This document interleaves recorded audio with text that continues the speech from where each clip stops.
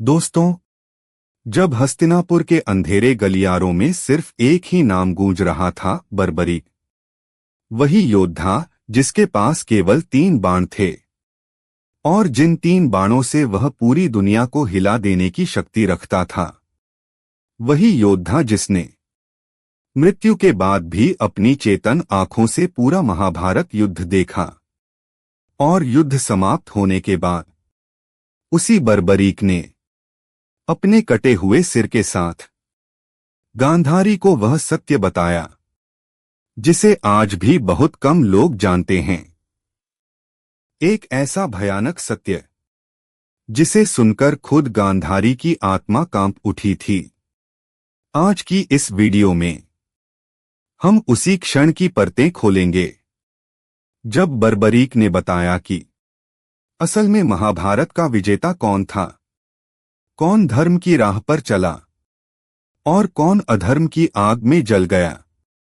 Video अंत तक जरूर देखना, क्योंकि आज आप वही सच सुनने वाले हैं जो खुद बर्बरीक ने अपनी आंखों से देखा था।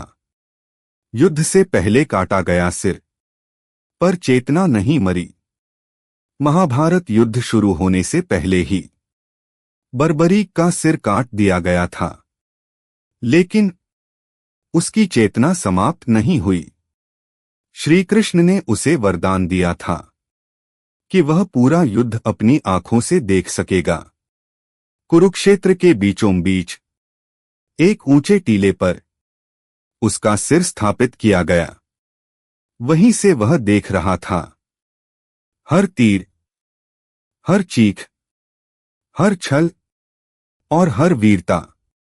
उसके सामने युद्ध कोई साधारण युद्ध नहीं था, वह था देवताओं, मंत्रों, वरदानों और शापों से भरा हुआ महाविनाश।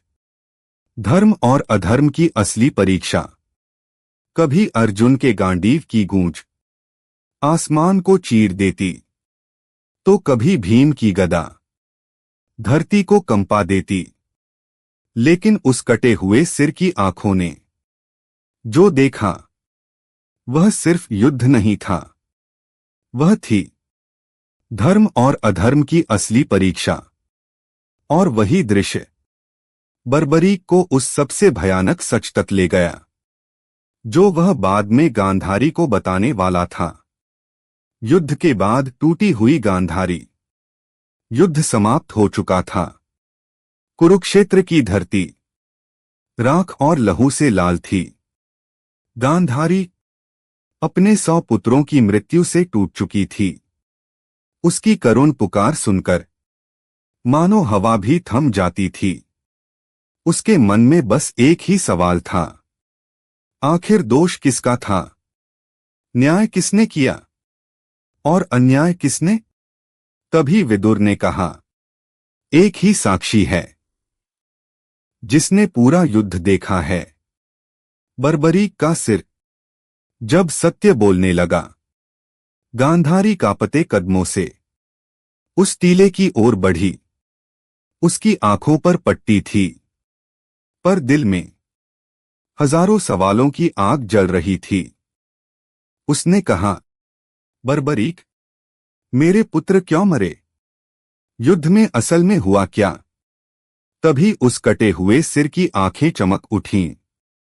बर्बरीक बोला, माता, यह युद्ध मनुष्यों का नहीं था। यह युद्ध कर्मों, शापों और ईश्वर की इच्छा से लड़ा गया था। असली विजेता कौन था? गांधारी ने कांपते स्वर में पूछा। तो बताओ, इस युद्ध का असली विजेता कौन था? बर्बरीक मुस्कुराया और बोला, माता, न अर्जुन जीता, न भीम, न कोई और मानव। अगर कोई विजेता था तो वह थे श्री कृष्ण। जिस दिशा में कृष्ण खड़े हुए वही विजय हुई। जिसे उन्होंने छोड़ दिया वही हार गया। कर्मों का न्याय। बर्बरीक बोला, दुर्योधन का अहंकार, दुशासन का अत्याचार, शकुनी की चालें, सब अपने समय पर लौटकर आए। जो धर्म से भिड़ता है वह चाहे कितना भी शक्तिशाली क्यों न हो बच नहीं सकता।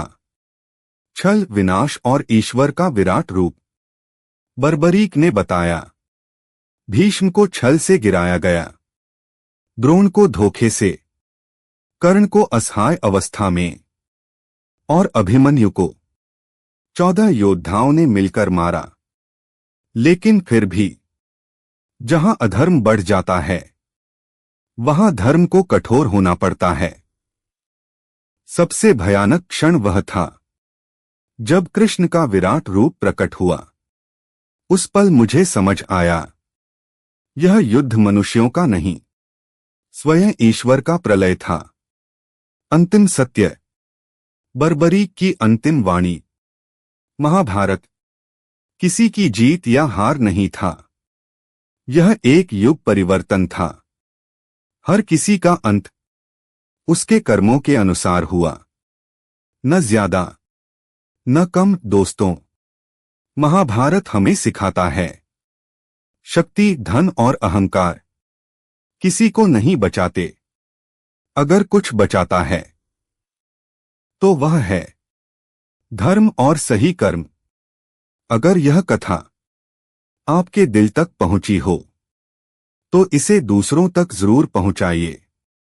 वीडियो को लाइक करें, कमेंट में अपना विचार लिखें और ऐसी ही रहस्यमयी कथाओं के लिए चैनल को सब्सक्राइब करें। धन्यवाद।